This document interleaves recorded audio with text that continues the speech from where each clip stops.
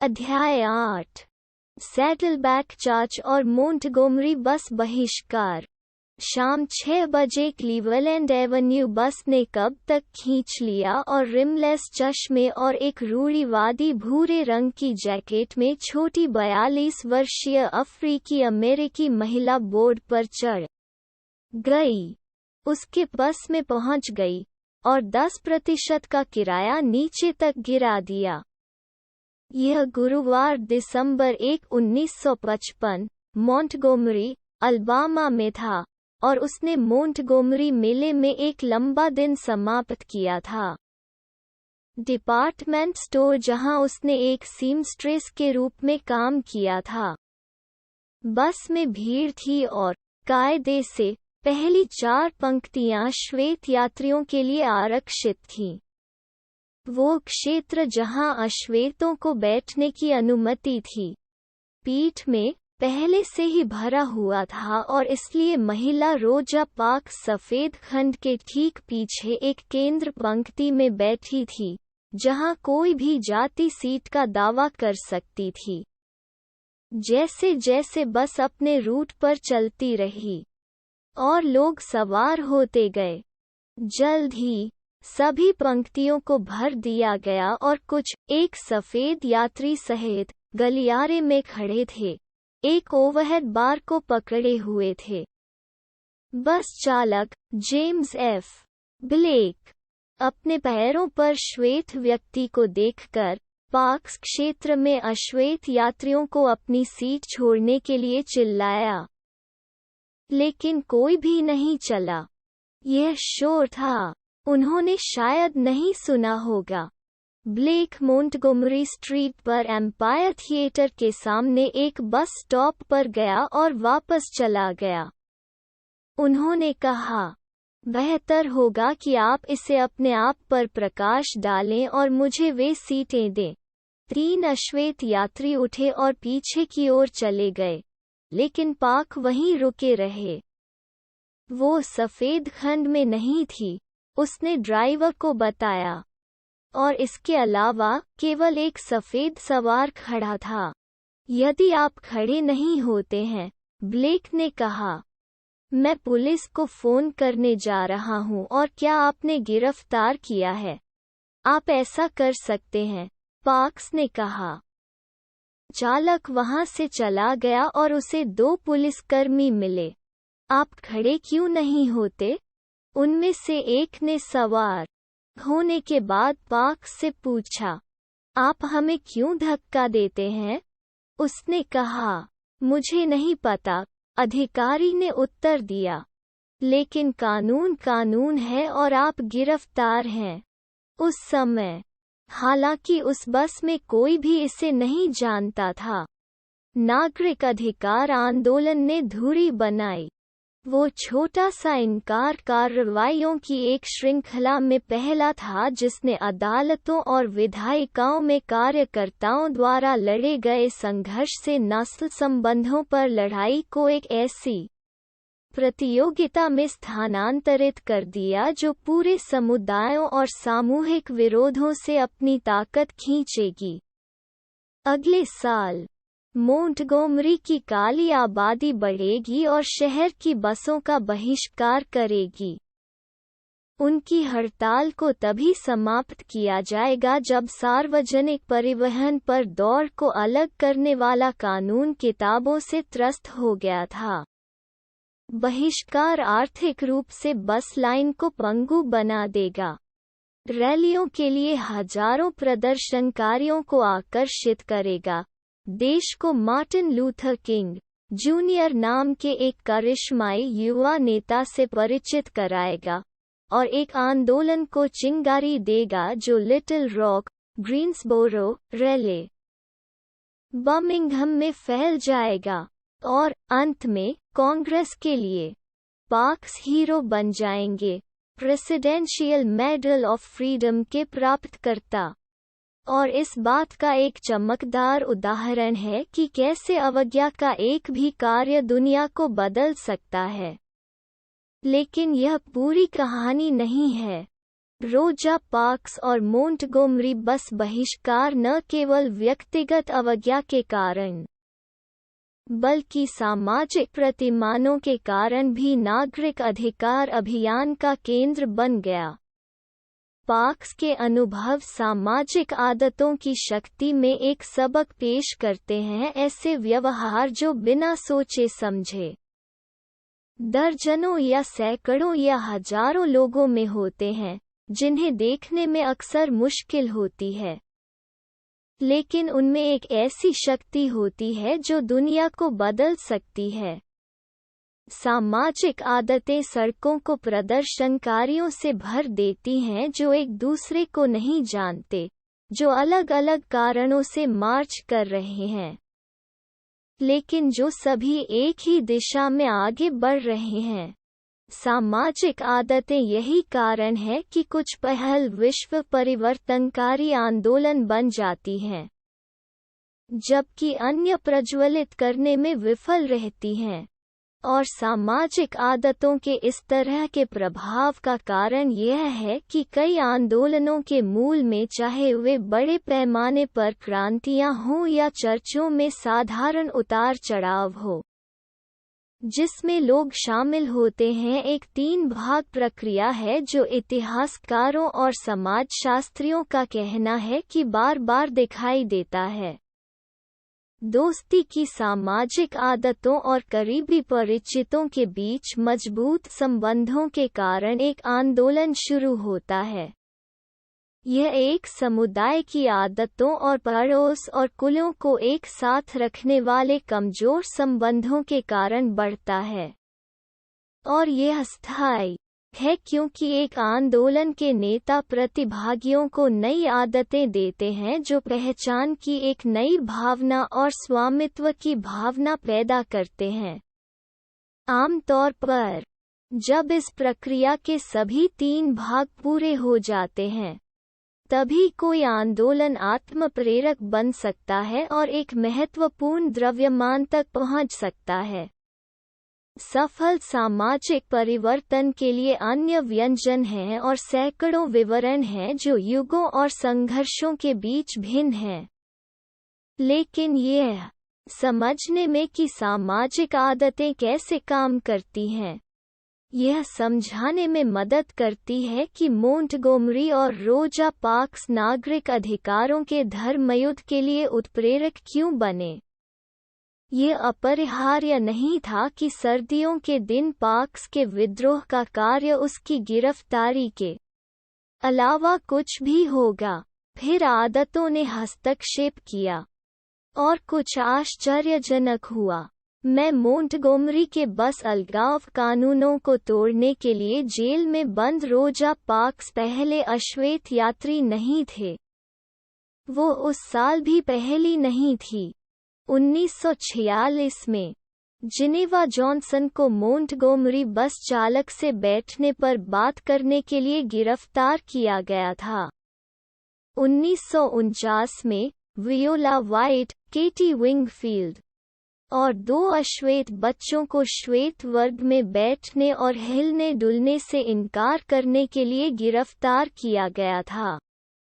उसी वर्ष new Jersey से आने वाले 2 अश्वेत किशोरों, जहां बसों को एकीकृत किया गया था, को एक गोरे व्यक्ति और एक लड़के के बगल में बैठकर कानून तोड़ने के बाद गिरफ्तार किया गया और जेल में डाल दिया गया। 1952 में एक मोंटगोमरी पुलिसकर्मी ने एक बस चालक के साथ बहस करने पर एक अश्वेत व्यक्ति की गोली मारकर हत्या कर दी। 1955 में पार्क्स को जेल ले जाने के कुछ महीने पहले क्लॉडिट कॉल्विन और मैरी लुईस स्मिथ को अलग अलग घटनाओं में सफेद यात्रियों को अपनी सीट देने से इनकार करने के लिए गिरफ्तार किया गया था। हालांकि उन गिरफ्तारी में से किसी का भी बहिष्कार या विरोध नहीं हुआ। पुलित्जर पुरस्कार विजेता नागरिक अधिकार इतिहासकार टेलर ब्रांच ने मुझे बताया, उस समय मोंटगोमरी में कई वास्तविक कार्यकर्ता नहीं थे, लोगों ने विरोध या मार्च नहीं किया। सक्रियता कुछ ऐसी थी जो अदालतों में होती थी। यह ऐसा कुछ नहीं था जो औसत लोगों ने किया था। जब एक युवा मार्टिन लूथर किंग जूनियर 1954 में मोंटगोमरी पहुंचे, उदाहरण के लिए पार्क्स की गिरफ्तारी से 1 साल पहले, उन्होंने पाया कि शहर के अधिकांश अश्वेतों ने स्पष्ट विरोध के बिना अलगाव को स्वीकार कर लिया। न केवल वे प्रति अलगाव के लिए इस्तीफा दे रहे थे, उन्होंने इसके साथ आने वाली गालियों और अपमानों को भी स्वीकार किया। तो क्यों, जब पार्क्स को गिरफ्तार किया गया, तो क्या चीजें बदल गईं? एक व्याख्या यह है कि राजनीतिक माहौल बदल रहा था। पिछले वर्ष यूएस सुप्रीम कोर्ट ने ब्राउन बनाम शिक्षा बोर्ड को यह फैसला सुनाया था कि पब्लिक स्कूलों के भीतर अलगाव अवैध था, पार्क्स की गिरफ्तारी से 6 महीने पहले। कोर्ट ने ब्राउन 2 के रूप में जाना जाने वाला एक निर्णय जारी किया था, एक निर्णय जिसमें आदेश दिया गया था कि स्कूल एकीकरण सभी जानबूझकर गति के साथ आगे बढ़ना चाहिए।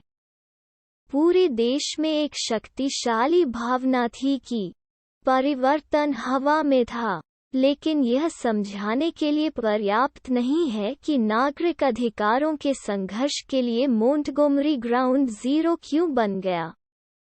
क्लॉडेट कॉल्विन और मैरी लुइस स्मिथ को ब्राउन बनाम बोर्ड के मद्देनज़र गिरफ्तार किया गया था, और फिर भी उन्होंने विरोध नहीं किया।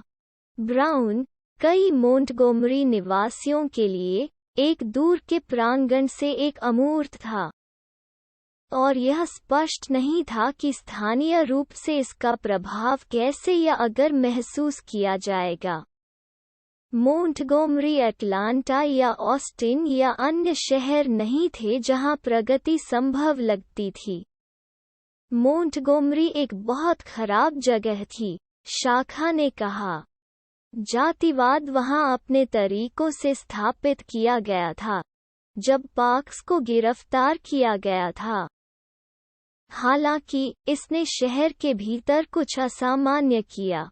रोजा पार्क्स अन्य लोगों के विपरीत, जिन्हें बस अलगाव कानून का उल्लंघन करने के लिए जेल भेजा गया था, उनके समुदाय के भीतर गहरा सम्मान और अंतर्निहित था। इसलिए जब उसे गिरफ्तार किया गया, तो इसने सामाजिक आदतों की एक श्रृंखला शुरू की, दोस्ती की आदतें, जिसने एक प्रारंभिक विरोध को प्रज्वलित किया। मोंटगोमरी में दर्जनों सामाजिक नेटवर्क में पार्क्स की सदस्यता ने समुदाय की सामान्य उदासीनता को पकड़ने से पहले उसके दोस्तों को प्रतिक्रिया देने की अनुमति दी। उस समय मोंटगोमरी के नागरिक जीवन में सैकड़ों छोटे समूहों का वर्चस्व था, जिन्होंने शहर के सामाजिक ताने बाने का निर्माण किया। शहर की नागरिक और सामाजिक संगठनों की निर्देशिका लगभग इसकी फोन बुक जितनी मोटी थी। प्रत्येक वयस्क, ऐसा लग रहा था, विशेष रूप से प्रत्येक अश्वेत वयस्क, किसी न किसी प्रकार के क्लब, चर्च, सामाजिक समूह, सामुदायिक केंद्र या पड़ोस के संगठन से संबंधित था, और अक्सर एक से अधिक। और इन सामाजिक नेटवर्क के भीतर रोजा पार्क्स विशेष रूप से प्रसिद्ध और पसंद किए गए थे। शाखा ने नागरिक अधिकार आंदोलन पार्टिंग द वॉटर्स के अपने इतिहास में लिखा है, रोजा पार्क्स उन दुर्लभ लोगों में से एक थे जिनमें से हर कोई सहमत था कि उसने जितना मिला उससे ज्यादा दिया। उसका चरित्र मानव प्रकृति के ग्राफ पर अलग अलग उच्च ब्लिप्स में से एक का प्रतिनिधित्व करता है, जो 1 दर्जन या उससे अधिक समाजपथ को ऑफसेट करता है। पार्क्स की कई मित्रताएं और संबद्धताएं शहर की नस्लीय और आर्थिक रेखाओं में कट जाती हैं। वो स्थानीय NAACP अध्याय की सचिव थीं, मेथोडिस्ट चर्च में भाग लेती थीं और अपने घर के पास लूथरन चर्च में एक युवा संगठन की देखरेख में मदद करती थीं।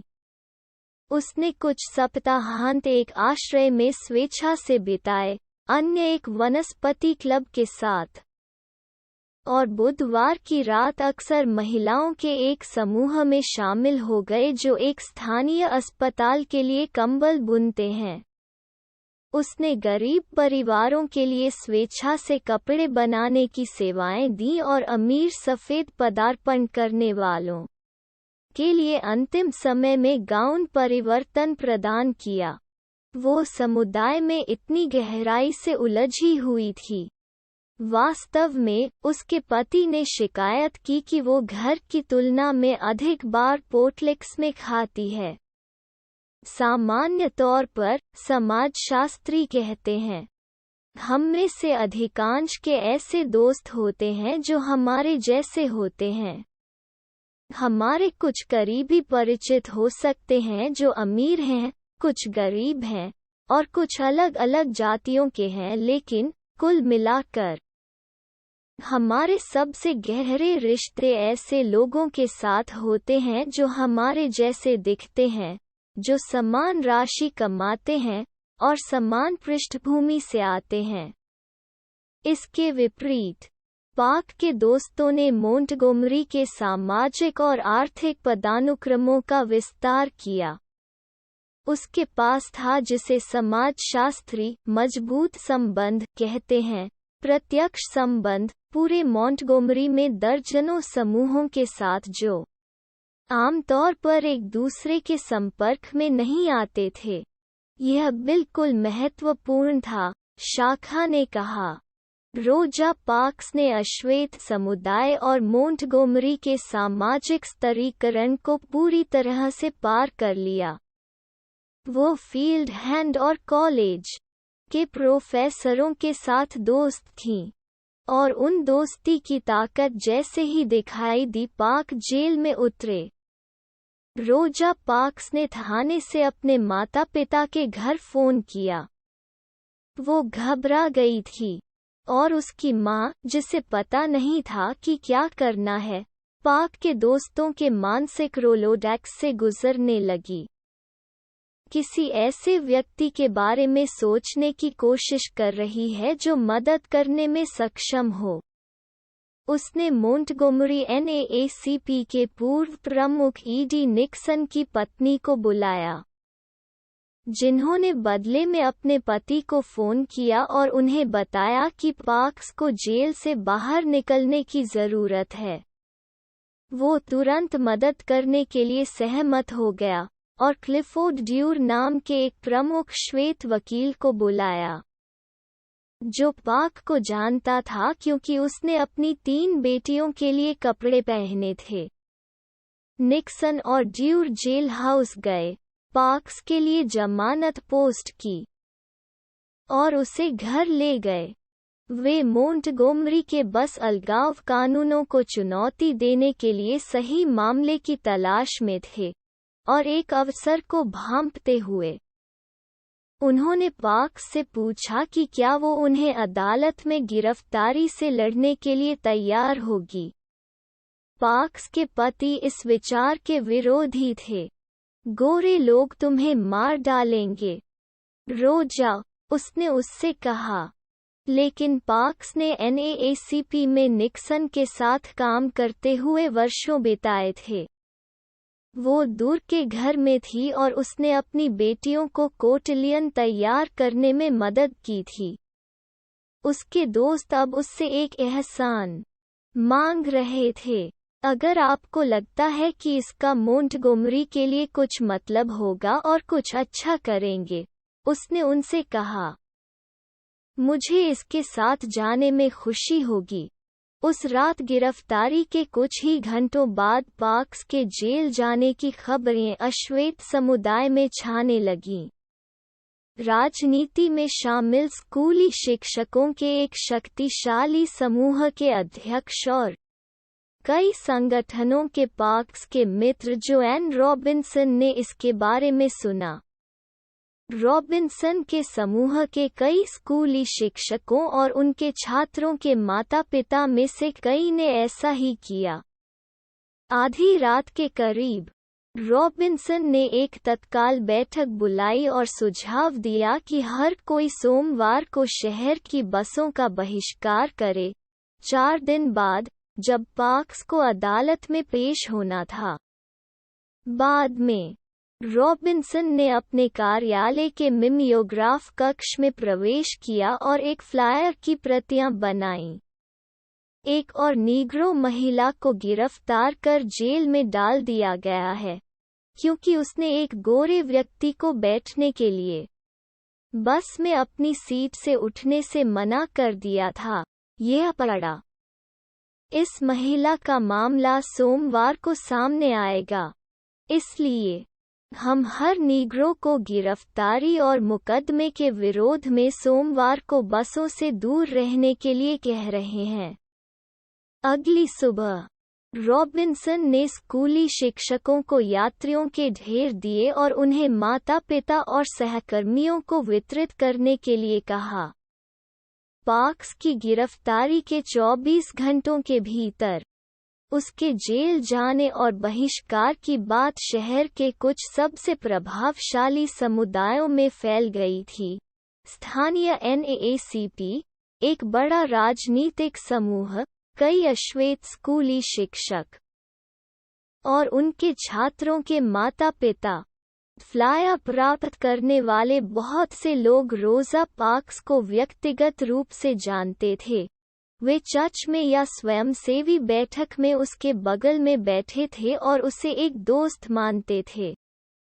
दोस्ती में एक स्वाभाविक प्रवृत्ति अंतर्निहित होती है, एक सहानुभूति जो हमें किसी ऐसे व्यक्ति के लिए लड़ने के लिए तैयार करती है जिसे हम पसंद करते हैं जब उनके साथ अन्याय किया जाता है।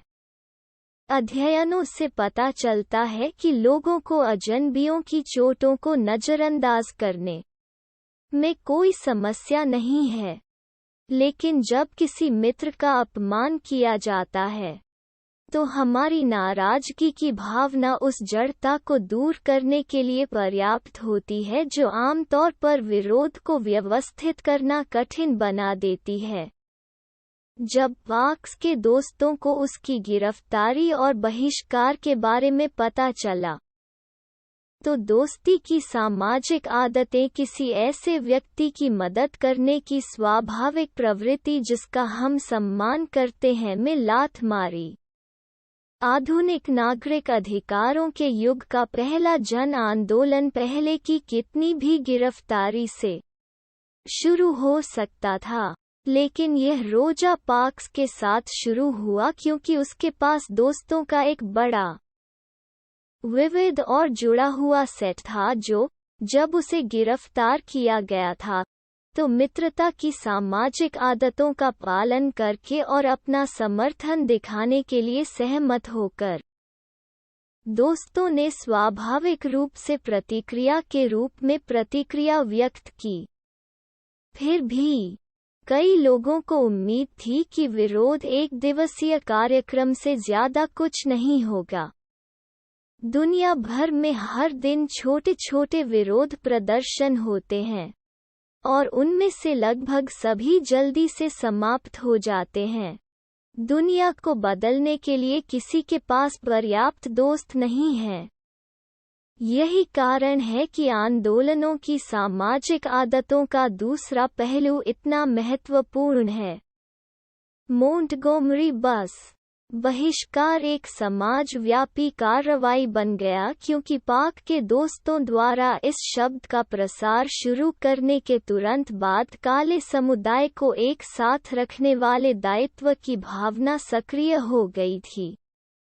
रोज़ा पार्क्स को शायद ही जानने वाले लोगों ने भाग लेने का फैसला किया, एक सामाजिक सहकर्मी दबाव के कारण, कमजोर संबंधों की शक्ति, के रूप में जाना जाने वाला प्रभाव, जिसने इसमें शामिल होने से बचना मुश्किल बना दिया।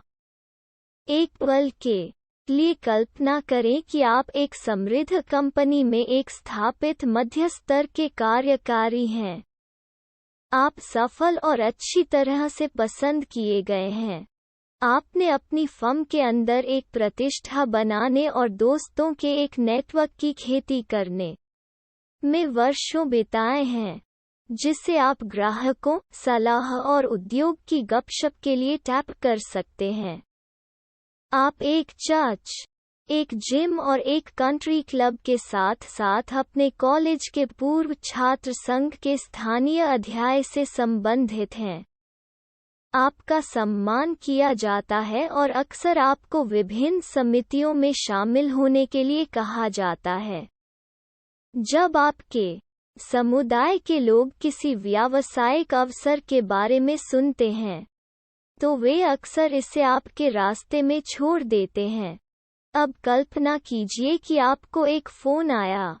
यह एक नई नौकरी की तलाश में दूसरी कंपनी में एक मध्य स्तर का कार्यकारी है। वो पूछता है कि क्या आप अपने बॉस के साथ अच्छी बात करके उसकी मदद करेंगे? यदि टेलीफोन पर मौजूद व्यक्ति कुल अजनबी है, तो यह एक आसान निर्णय है। किसी अनजान व्यक्ति की मदद करने के लिए अपनी फर्म के अंदर खड़े होने का जोखिम क्यों उठाएं? दूसरी ओर, यदि फोन पर मौजूद व्यक्ति एक करीबी दोस्त है, तो यह भी एक आसान विकल्प है। बेशक आप मदद करेंगे, दोस्त यही करते हैं। हालांकि, क्या होगा यदि फोन पर मौजूद व्यक्ति एक अच्छा दोस्त या अजनबी नहीं है, लेकिन बीच में कुछ है? क्या होगा यदि आपके मित्र समान हैं, लेकिन एक दूसरे को अच्छी तरह से नहीं जानते हैं? क्या आप कॉल करने वाले की पुष्टि करते हैं जब आपका बॉस पूछता है कि क्या वो एक साक्षात्कार के लायक है? आपकी अपनी प्रतिष्ठा और ऊर्जा का कितना हिस्सा, दूसरे शब्दों में, क्या आप किसी मित्र के मित्र को नौकरी दिलाने में मदद करने के लिए खर्च करने को तैयार हैं? 1960 के दशक के अंत में, मार्क ग्रानोवेटर नाम के हार्वर्ड पीएचडी छात्र ने इस प्रश्न का उत्तर देने के लिए अध्ययन किया कि कैसे 282 पुरुषों ने अपना वर्तमान रोजगार पाया। उन्होंने ट्रैक किया कि कैसे उन्होंने ओपन पोजीशन के बारे में सीखा, जिन्हें उन्होंने रेफरल के लिए बुलाया था, वे तरीके जो वे साक्षात्कार के लिए इस्तेमाल करते थे, और सबसे महत्वपूर्ण, जिन्होंने मदद के लिए हाथ प्रदान किया था। जैसा कि अपेक्षित था, उसने पाया कि जब नौकरी तलाशने वालों ने सहायता के लिए अजनबियों से संपर्क किया, तो उन्हें अस्वीकार कर दिया गया। जब उन्होंने दोस्तों से गुहार लगाई तो मदद की गई। हालांकि, अधिक आश्चर्य की बात यह थी कि कितनी बार नौकरी तलाशने वालों को आकस्मिक परिचितों से भी मदद मिली। दोस्तों के दोस्त, ऐसे लोग जो न तो अजनबी थे और न ही करीबी दोस्त। ग्रेनोवेटर ने उन कनेक्शनों को कमजोर संबंध कहा, क्योंकि वे उन लिंक का प्रतिनिधित्व करते हैं जो ऐसे लोगों को जोड़ते हैं जिनके परिचित हैं, जो सामाजिक नेटवर्क में सदस्यता साझा करते हैं, लेकिन स्वयं दोस्ती के मजबूत संबंधों से सीधे जुड़े नहीं हैं। वास्तव में, नौकरी में उतरने में, ग्रेनोवेटर ने पाया, कमजोर टाई परिचित अक्सर मजबूत टाई दोस्तों की तुलना में अधिक महत्वपूर्ण थे क्योंकि कमजोर संबंध हमें सामाजिक नेटवर्क तक पहुंच प्रदान करते हैं जहां हम अन्यथा नहीं होते हैं। ग्रेनोवेटर ने जिन लोगों का अध्ययन किया उनमें से कई लोगों ने करीबी दोस्तों के बजाय कमजोर संबंधों के माध्यम से नौकरी के नए अवसरों के बारे में सीखा था। जो समझ में आता है क्योंकि हम हर समय अपने सबसे करीबी दोस्तों से बात करते हैं, या उनके साथ काम करते हैं या एक ही ब्लॉग पढ़ते हैं। जब तक उन्होंने एक नए अवसर के बारे में सुना है, हम शायद इसके बारे में भी जानते हैं। दूसरी ओर, हमारे कमजोर परिचित जिन लोगों से हम हर 6 महीने में टकराते हैं वे हैं जो हमें नौकरियों के बारे में बताते हैं जिनके बारे में हम कभी नहीं सुनेंगे। जब समाजशास्त्रियों ने जांच की है कि समुदायों के माध्यम से राय कैसे चलती है, गपशप कैसे फैलती है या राजनीतिक आंदोलन कैसे शुरू होता है, तो उन्होंने एक सामान्य पैटर्न की खोज की है। हमारे कमजोर बंधे परिचित अक्सर हमारे करीबी दोस्तों की तुलना में प्रभावशाली होते हैं, यदि अधिक नहीं। जैसा कि ग्रेनोवेटर ने लिखा है, कुछ कमजोर संबंधों वाले व्यक्ति सामाजिक व्यवस्था के दूर के हिस्सों से जानकारी से वंचित हो जाएंगे और प्रांतीय समाचारों और उनके करीबी दोस्तों के विचारों तक ही सीमित रहेंगे। ये अभाव न केवल उन्हें नवीनतम विचारों और फैशन से अलग करेगा बल्कि उन्हें श्रम बाजार में एक वंचित स्थिति में डाल सकता है, जहां उन्नति निर्भर हो सकती है सही समय पर उचित नौकरी के उद्घाटन के बारे में जानने पर। इसके अलावा, ऐसे व्यक्तियों को किसी भी प्रकार के राजनीतिक आंदोलनों को संगठित करना या एकीकृत करना मुश्किल हो सकता है, जबकि एक या दो गुटों के सदस्यों को कुशलता से भर्ती किया जा सकता है। समस्या यह है कि कमजोर संबंधों के बिना इस तरह से उत्पन्न कोई भी गति नहीं होती है, गुट से आगे नहीं फैला। परिणामस्वरूप अधिकांश आबादी अछूती रहेगी। कमजोर संबंधों की शक्ति यह समझाने में मदद करती है कि कैसे एक विरोध मित्रों के समूह से एक व्यापक सामाजिक आंदोलन में फैल सकता है। हजारों लोगों को एक ही लक्ष्य का पीछा करने के लिए राजी करना, खासकर जब उस खोज में वास्तविक कठिनाई होती है, जैसे कि बस लेने के बजाय काम पर चलना या जेल जाना, या यहाँ तक सुबह की कॉफी छोड़ना भी क्योंकि कंपनी जो इसे बेचती है जैविक खेती का समर्थन कठिन है। अधिकांश लोग अपनी बस की सवारी या कैफीन को छोड़ने के लिए नवीनतम आक्रोश के बारे में पर्याप्त परवाह नहीं करते हैं जब तक कि यह एक करीबी दोस्त का अपमान या जेल नहीं किया गया हो। इसलिए एक ऐसा उपकरण है जिस पर कार्यकर्ताओं ने लंबे समय से विरोध को मजबूर करने के लिए भरोसा किया है, तब भी जब लोगों का एक समूह अनिवार्य रूप से भाग लेना नहीं चाहता है। ये अनुनय का एक रूप है जो सैकड़ों वर्षों में उल्लेखनीय रूप से प्रभावी रहा है। यह दायित्व की भावना है जो पड़ोस या समुदाय अपने ऊपर रखते हैं। दूसरे शब्दों में, सहकर्मी दबाव, साथियों का दबाव और सामाजिक आदतें जो लोगों को समूह की अपेक्षाओं के अनुरूप होने के लिए प्रोत्साहित करती हैं का वर्णन करना मुश्किल है, क्योंकि यह अक्सर एक व्यक्ति से दूसरे व्यक्ति के रूप और अभिव्यक्ति में भिन्न होता है। ये सामाजिक आदतें दर्जनों व्यक्तिगत आदतों के रूप में इतनी सुसंगत पैटर्न नहीं हैं जो अंततः सभी को एक ही दिशा में आगे बढ़ने का कारण बनती हैं। हालांकि साथियों के दबाव की आदतों में कुछ समानता है। वे अक्सर कमजोर संबंधों से फैलते हैं और वे सांप्रदायिक अपेक्षाओं के माध्यम से अपना अधिकार प्राप्त करते हैं। यदि आप अपने आस पड़ोस के सामाजिक दायित्वों की उपेक्षा करते हैं, यदि आप अपने समुदाय के अपेक्षित प्रतिरूपों को ठुकराते हैं, तो आप अपनी सामाजिक प्रतिष्ठा को खोने का जोखिम उठाते हैं। आप कंट्री क्लब, पूर्व छात्र संघ या चर्च में शामिल होने से आने वाले कई सामाजिक लाभों तक अपनी पहुंच को खतरे में डालते हैं।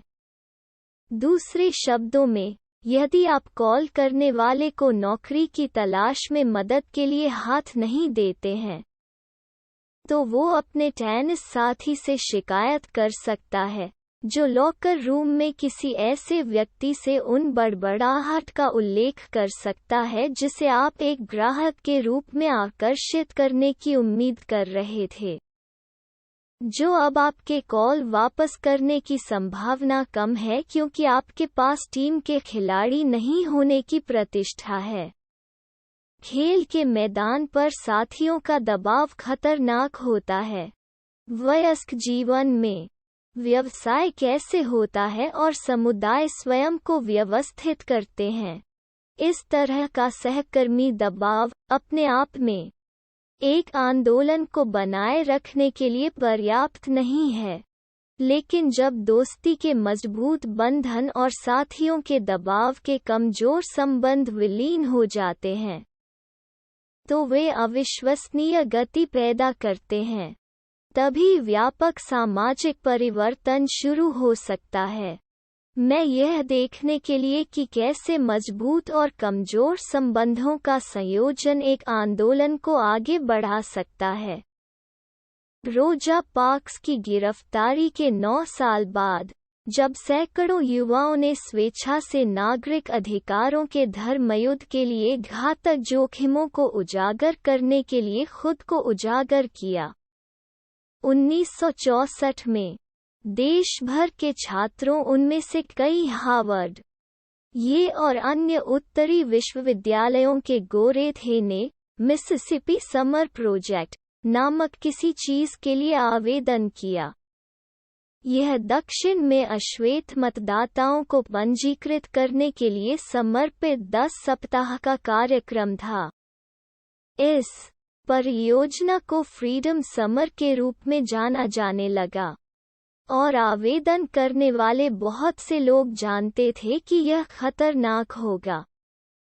कार्यक्रम शुरू होने से पहले के महीनों में समाचार पत्रों और पत्रिकाओं में हिंसा की भविष्यवाणी करने वाले लेखों से भरा हुआ था, जो दुखद रूप से सटीक साबित हुआ जब इसके शुरू होने के ठीक एक हफ्ते बाद सफेद सतर्कता ने लोंगडेल, मिसिसिपी के बाहर 3 स्वयंसेवकों को मार डाला।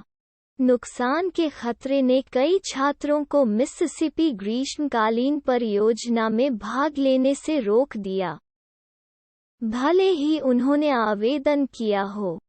फ्रीडम समर में 1000 से अधिक आवेदकों को स्वीकार किया गया था, लेकिन जब जून में दक्षिण की ओर जाने का समय आया, तो भाग लेने के लिए आमंत्रित किए गए 300 से अधिक लोगों ने घर पर रहने का फैसला किया। 1980 के दशक में एरिज़ोना विश्वविद्यालय के एक समाजशास्त्री डॉग मैकेडम ने सोचना शुरू किया कि क्या यह पता लगाना संभव है कि कुछ लोगों ने फ्रीडम समर में भाग क्यों लिया और अन्य लोग पीछे हट गए। उन्होंने दशकों पहले छात्रों द्वारा जमा किए गए 720 आवेदनों को पढ़कर शुरुआत की। प्रत्येक 5 पृष्ठ लंबा था।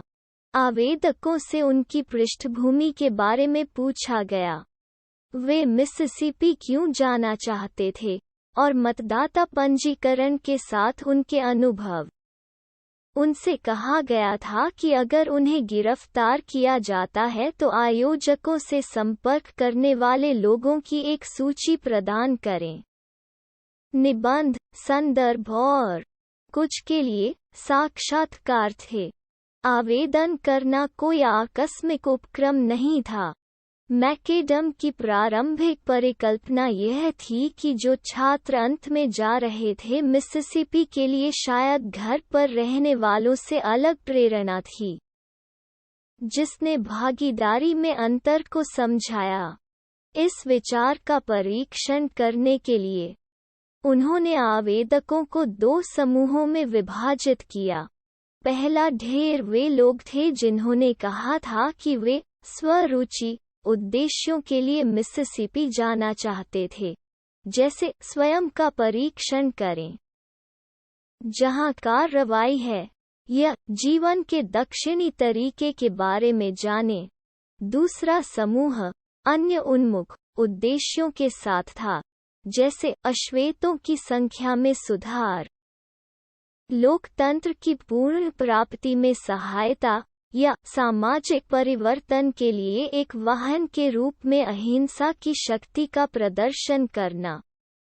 स्व-केंद्रित मैकेडम ने अनुमान लगाया, एक बार फ्रीडम समर के जोखिमों को महसूस करने के बाद घर में रहने की अधिक संभावना होगी।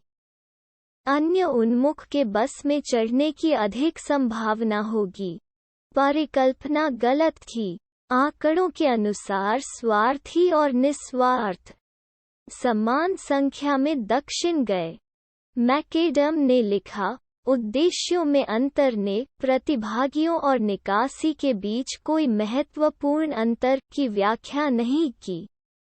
इसके बाद मैकेडम ने आवेदकों की अवसर लागतों की तुलना की। हो सकता है कि जो लोग घर पर रहे, उनके पति या गर्लफ्रेंड उन्हें मिसिसिपी जाने से रोक रहे थे। हो सकता है कि उन्हें नौकरी मिल गई हो और वे 2 महीने के अवैतनिक ब्रेक को स्विंग नहीं कर सकते थे। फिर से गलत। मैकेडम ने निष्कर्ष निकाला, विवाहित होने या पूर्णकालिक नौकरी रखने से वास्तव में आवेदक के दक्षिण जाने की संभावना बढ़ जाती है। उनकी एक परिकल्पना बाकी थी। प्रत्येक आवेदक को छात्र और राजनीतिक संगठनों में अपनी सदस्यता को सूचीबद्ध करने के लिए कहा गया था और कम से कम 10 लोगों को वे अपनी गर्मी की गतिविधियों के बारे में सूचित रखना चाहते थे। इसलिए मैकेडम ने इन सूचियों को लिया और प्रत्येक आवेदक के सोशल नेटवर्क को चार्ट करने के लिए उनका इस्तेमाल किया।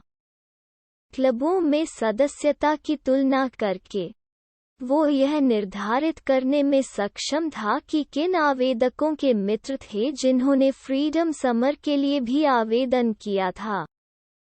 एक बार जब वो समाप्त हो गया, तो उसके पास अंत में एक उत्तर था कि क्यों कुछ छात्र मिसिसिपी गए और अन्य घर पर रहे, सामाजिक आदतों के कारण या अधिक विशेष रूप से मजबूत और कमजोर संबंधों की ताकत के साथ मिलकर काम करने के कारण।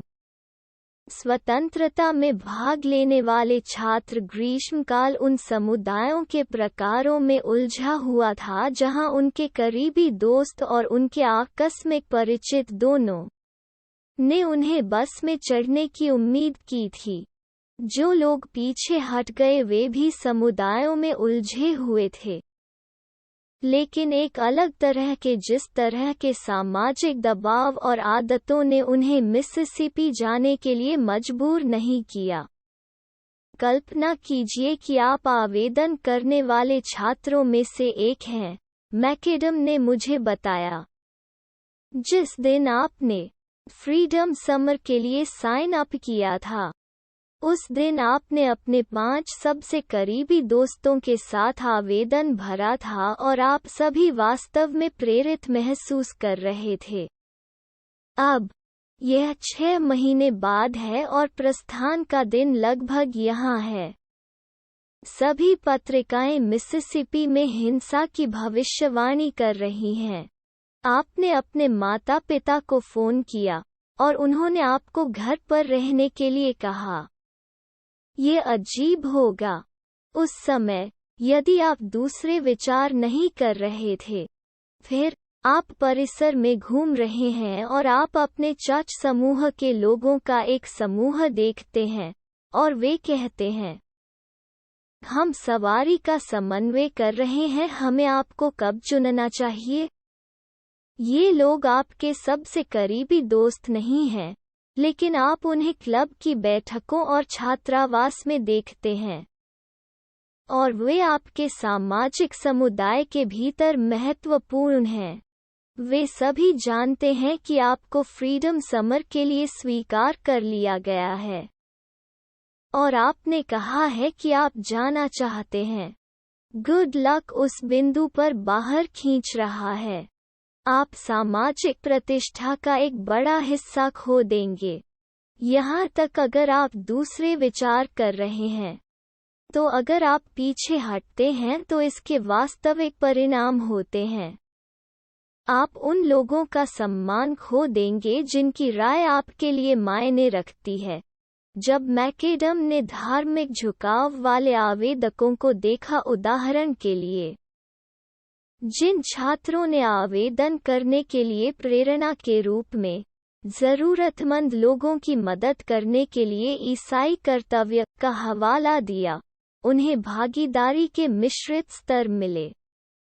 हालांकि उन आवेदकों में से जिन्होंने एक धार्मिक अभिविन्यास का उल्लेख किया और एक धार्मिक संगठन से संबंधित थे, मैकेडम ने पाया कि हर एक ने मिसिसिपी की यात्रा की। एक बार जब उनके समुदायों को पता चल गया कि उन्हें फ्रीडम समर में स्वीकार कर लिया गया है, तो उनके लिए पीछे हटना असंभव था।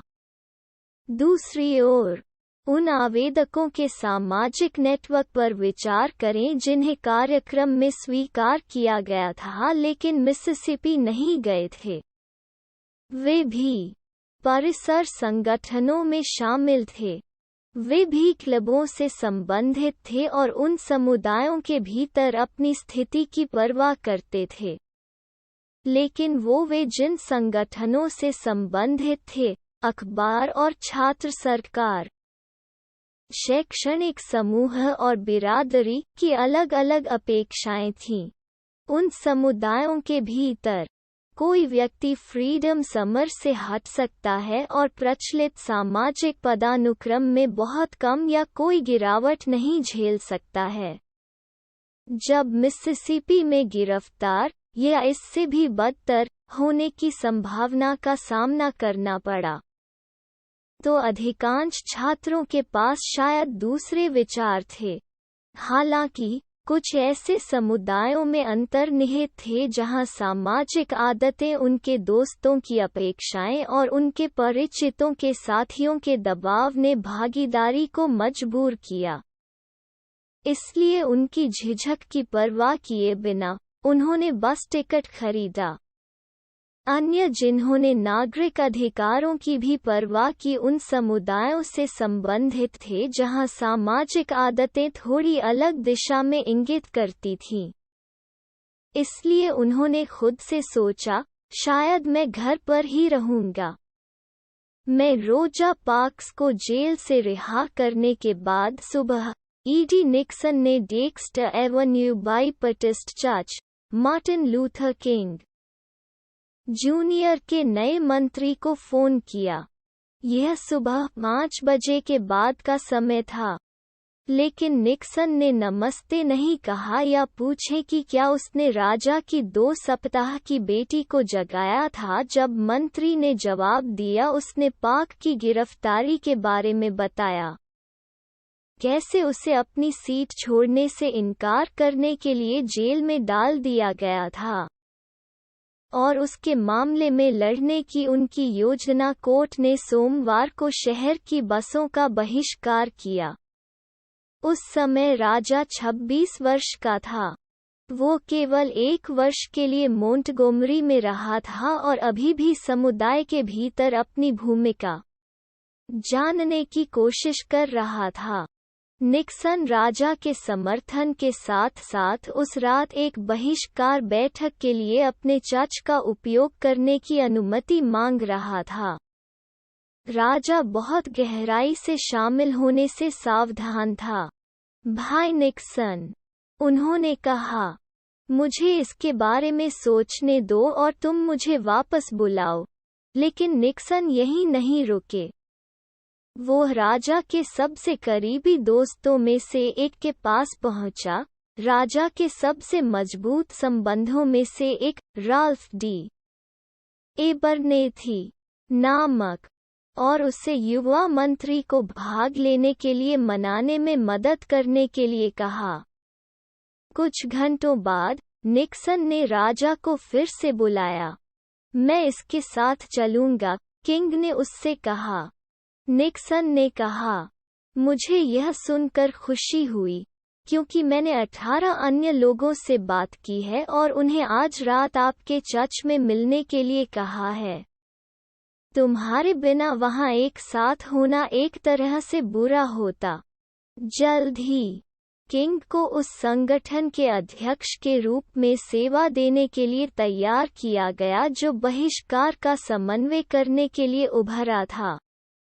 पार्क्स की गिरफ्तारी के 3 दिन बाद रविवार को शहर के अश्वेत मंत्रियों ने किंग और नए संगठन के अन्य सदस्यों से बात करने के बाद ने अपनी मंडलियों को समझाया कि शहर का हर काला चाच एक दिवसीय विरोध के लिए सहमत हो गया है। संदेश साफ था, किसी भी पल्ली वाले के लिए किनारे पर बैठना लज्जाजनक होगा। उसी दिन शहर के अखबार विज्ञापनदाता में मॉन्टगोमरी नीग्रो की एक टॉप सीक्रेट मीटिंग के बारे में एक लेख था, जो सोमवार को सिटी बसों के बहिष्कार की योजना बनाते हैं। रिपोर्टर को उन फ्लायर्स की प्रतियां मिली थीं जो श्वेत महिलाओं ने अपनी नौकरानियों से ली थीं। शहर के काले हिस्से पत्रक की हजारों प्रतियों से भर गए। लेख ने समझाया और यह अनुमान लगाया गया था कि प्रत्येक काला नागरिक भाग लेगा। जब लेख लिखा गया था, केवल पार्क्स के दोस्तों, मंत्रियों और बहिष्कार आयोजकों ने सार्वजनिक रूप से विरोध के लिए प्रतिबद्ध किया था, लेकिन एक बार जब शहर के काले निवासियों ने अखबार पढ़ा तो उन्होंने सफेद पाठकों की तरह मान लिया कि बाकी सभी पहले से ही बोर्ड पर थे। कई लोग रोजा पार्क्स को अखबार पढ़ते थे और व्यक्तिगत रूप से रोजा पार्क्स को जानते थे और उसके साथ दोस्ती के कारण बहिष्कार करने को तैयार थे। अन्य लोग पार्क्स को नहीं जानते थे, लेकिन वे समझ सकते थे कि समुदाय उसके कारण के पीछे दौड़ रहा था, और अगर उन्हें सोमवार को बस की सवारी करते देखा गया तो यह बुरा लगेगा। यदि आप काम करते हैं, चर्चों में दिए गए एक फ्लायर को पढ़ें, एक टैक्सी लें या एक सवारी साझा करें या चलें। तब सभी ने सुना कि बहिष्कार के नेताओं ने सभी ब्लैक टैक्सी ड्राइवरों को आश्वस्त कर दिया था, या मजबूत सशस्त्र सभी काले यात्रियों को सोमवार को 10 सेंट की सवारी के लिए बस किराए के समान ही ले जाने के लिए सहमत हुए। समुदाय के कमजोर संबंध सभी को एक साथ खींच रहे थे। उस समय आप या तो बहिष्कार के पक्ष में थे या इसके खिलाफ। बहिष्कार के सोमवार की सुबह राजा भोर से पहले उठा और अपनी कॉफी ली। उसकी पत्नी कोरेटा सामने की खिड़की पर बैठी और पहली बस के गुजरने का इंतजार करने लगी।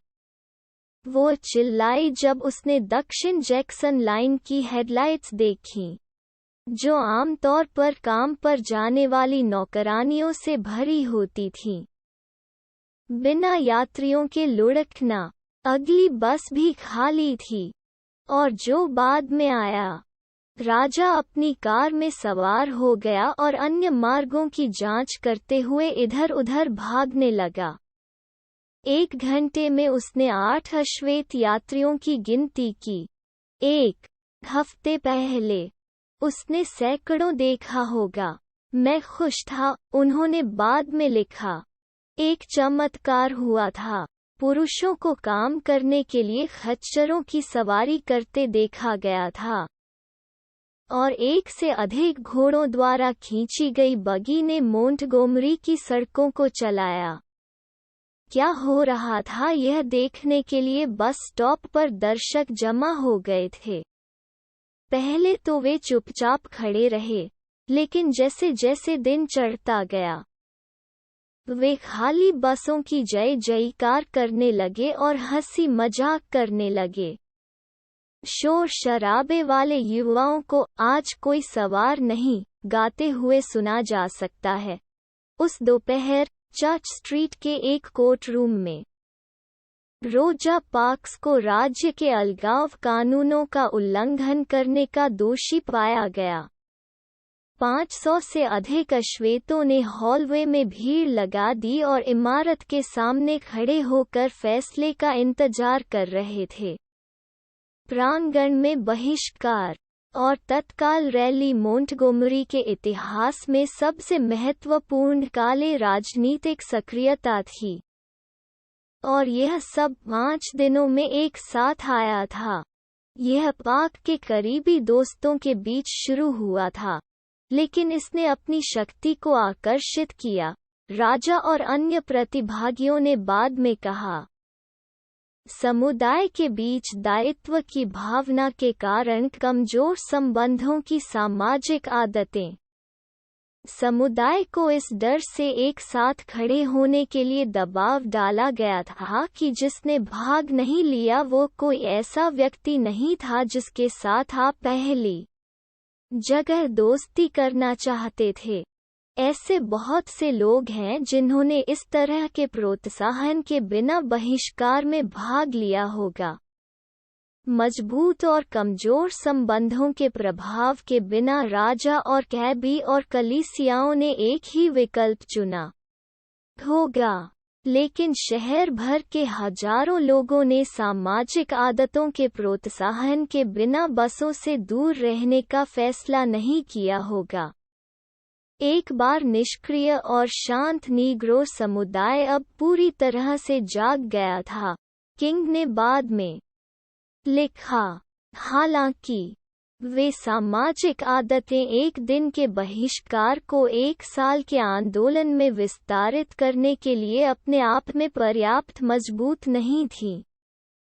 कुछ ही हफ्तों के भीतर राजा खुले तौर पर चिंता कर रहे होंगे कि लोगों का संकल्प कमजोर हो रहा था, कि संघर्ष जारी रखने के लिए नीग्रो समुदाय की क्षमता संदेह में थी। तब वे चिंताएं दूर हो जाएंगी। राजा, हजारों अन्य की तरह आंदोलन के नेता, अपने हाथों से संघर्ष के मार्गदर्शन को अपने अनुयायियों के कंधों पर स्थानांतरित कर देते थे। बड़े हिस्से में उन्हें नई आदतें सौंपते थे। वो आंदोलन के फॉर्मूले के तीसरे भाग को सक्रिय करेगा और बहिष्कार एक आत्मस्थायी बल बन जाएगा। 1979 की गर्मियों में एक युवा मदरसा छात्र, जो गोरे था, 1 वर्ष का था जब रोजा पार्क्स को गिरफ्तार किया गया था, और वर्तमान में था मुख्य रूप से इस पर ध्यान केंद्रित किया कि वो अपने बढ़ते परिवार का समर्थन कैसे करेगा। अपने टेक्सास घर की दीवार पर एक नक्शा पोस्ट किया और सिएटल से मियामी तक प्रमुख अमेरिकी शहरों के चारों ओर मंडलियां बनाना शुरू कर दिया। रिक वारेन एक गर्भवती पत्नी के साथ एक बाइपटिस्ट पादरी थे और बैंक में $2000 से कम थे। वो उन लोगों के बीच एक नई कलीसिया शुरू करना चाहता था जो पहले से चर्च नहीं गए थे, लेकिन उन्हें यह नहीं पता था कि यह कहाँ स्थित होना चाहिए। मैंने सोचा कि मैं कहीं जाऊंगा, मेरे सभी मदरसा मित्र नहीं जाना चाहते, उसने मुझे बताया। उन्होंने गर्मियों में जनगणना के रिकॉर्ड, फोन बुक, अखबार के लेख और नक्शों का अध्ययन करने वाले पुस्तकालयों में बिताया। उसकी पत्नी अपने 9वें महीने में थी, और इसलिए हर कुछ घंटों में वॉरेन एक पे फोन पर जॉगिंग करता, यह सुनिश्चित करने के लिए घर पर कॉल करता कि उसने अभी तक श्रम शुरू नहीं किया है, और फिर स्टैक पर वापस आ जाता है। एक दोपहर वॉरेन ने ऑरेंज काउंटी, कैलिफोर्निया में सैडलबैक वैली नामक स्थान के विवरण पर ठोकर खाई। वॉरेन जिस किताब को पढ़ रहे थे उसमें कहा गया था कि यह अमेरिका में सबसे तेजी से बढ़ते राज्यों में से एक में सबसे तेजी से विकसित होने वाला क्षेत्र है। इस क्षेत्र में कई चर्च थे, लेकिन तेजी से बढ़ती आबादी को समायोजित करने के लिए कोई भी बड़ा नहीं था। चिंतित, वॉरेन ने दक्षिणी कैलिफोर्निया में धार्मिक नेताओं से संपर्क किया जिन्होंने उन्हें बताया कि कई स्थानीय लोगों ने स्वयं को ईसाई के रूप में पहचाना लेकिन सेवाओं में शामिल नहीं हुए। उस विश्वविद्यालय के पुस्तकालय के धूल भरे मंद रोशनी वाले तहखाने में मैंने भगवान को मुझसे बात करते सुना। यही वो जगह है जहां मैं चाहता हूं कि तुम एक चर्च लगाओ, वॉरेन ने बाद में लिखा। उस पल से हमारी मंजिल एक सुलझा हुआ मुद्दा था। 5 साल पहले जब जापान में एक मिशनरी के रूप में उन्होंने एक ईसाई पत्रिका की एक पुरानी प्रति की खोज की थी जिसका शीर्षक था, ये आदमी खतरनाक क्यों है। यह डोनाल्ड के बारे में था। मगैवरैन, एक विवादास्पद लेखक, ने उन देशों में चर्च बनाने पर ध्यान केंद्रित किया जहां अधिकांश लोगों ने मसीह को स्वीकार नहीं किया था। मगैवरैन के दर्शन के केंद्र में एक सलाह थी कि मिशनरियों को अन्य सफल आंदोलनों की रणनीति का अनुकरण करना चाहिए, नागरिक अधिकार अभियान सहित लोगों की सामाजिक आदतों को आकर्षित करके। मैकग्वरन ने अपनी एक पुस्तक में लिखा है, स्थिर लक्ष्य पूरे ताने बाने का ईसाईकरण होना चाहिए जो कि लोग हैं। ये या इसके इतने बड़े हिस्से हैं कि व्यक्ति का सामाजिक जीवन नष्ट नहीं होता है, केवल इंजीलवादी जो लोगों को उनके सामान्य सामाजिक संबंधों में मसीह के अनुयायी बनने में मदद करता है के पास भीड़ को मुक्त करने का कोई मौका है। वह लेख और बाद में मगैवरैन की पुस्तकें रिक वॉरेन के लिए एक रहस्योद्घाटन थीं। यहाँ अंत में क्या कोई ऐसे विषय पर तर्कसंगत तर्क लागू कर रहा था जिसे आमतौर पर चमत्कारों की भाषा में जोड़ा जाता था। यहाँ कोई ऐसा व्यक्ति था जिसने समझा कि धर्म को बेहतर शब्द की कमी के लिए विपणन किया जाना था। मैकगवरान ने एक रणनीति तैयार की जिसने चर्च के बिल्डरों को लोगों से उनकी अपनी भाषाओं में बात करने का निर्देश दिया। पूजा के स्थान बनाने के लिए जहां मंडलियों ने अपने दोस्तों को देखा, जिस तरह के संगीत को उन्होंने पहले से सुना, और सुपाच्य रूपकों में बाइबल के पाठों का अनुभव किया। सबसे महत्वपूर्ण, मैकग्वरन ने कहा, मंत्रियों को व्यक्तियों के बजाय लोगों के समूहों को परिवर्तित करने की आवश्यकता है, ताकि एक समुदाय की सामाजिक आदतें लोगों को दूर करने के बजाय धार्मिक भागीदारी को प्रोत्साहित करें। दिसंबर में मदरसा से स्नातक होने और बच्चा होने के बाद वॉरेन ने अपने परिवार और सामान को यू हॉल में लोड किया, ऑरेंज काउंटी में चला गया और एक छोटा कोंडो किराए पर लिया। उनके पहले प्रार्थना समूह ने सभी 7 लोगों को आकर्षित किया और उनके बैठक कक्ष में आयोजित किया गया। आज 30 साल बाद सैडलबैक चर्च दुनिया के सबसे बड़े मंत्रालयों में से एक है, जिसके 120 एकड़ के परिसर में 20,000 से अधिक पैरिशियन आते हैं और प्रत्येक सप्ताह 8 उपग्रह परिसर। वॉरेन की किताबों में से एक, द पर्पस ड्रिवन लाइफ, की 30 मिलियन प्रतियां बिक चुकी हैं, जिससे यह इतिहास में सबसे बड़े विक्रेताओं में से एक बन गया है। उसके तरीकों पर आधारित हजारों अन्य चर्च हैं। वॉरेन को राष्ट्रपति ओबामा के उद्घाटन समारोह में आह्वान करने के लिए चुना गया था और उन्हें सबसे प्रभावशाली धार्मिक नेताओं में से एक माना जाता है। धरती और उनके चर्च के विकास और उनकी सफलता के मूल में सामाजिक आदतों की शक्ति में एक मौलिक विश्वास है। वॉरेन ने मुझे बताया, हमने विश्वास की आदत डालने, इसे टुकड़ों में तोड़ने के बारे में लंबा और कठिन सोचा है। यदि आप लोगों को मसीह के उदाहरण का अनुसरण करने के लिए डराने की कोशिश करते हैं, तो यह बहुत लंबे समय तक काम नहीं करेगा। लोगों को उनकी आध्यात्मिक परिपक्वता की जिम्मेदारी लेने का एकमात्र तरीका उन्हें विश्वास की आदतें सिखाना है। एक बार ऐसा होने पर वे स्वयं भक्षण बन जाते हैं। लोग मसीह का अनुसरण इसलिए नहीं करते हैं कि आपने उन्हें वहां पहुंचाया है, बल्कि इसलिए कि वे वही हैं। जब वॉरेन पहली बार सैडलबैक वैली में पहुंचे, तो उन्होंने घर घर जाकर 12 सप्ताह बिताए, अपना परिचय दिया और अजनबियों से पूछा कि वे चर्च क्यों नहीं गए।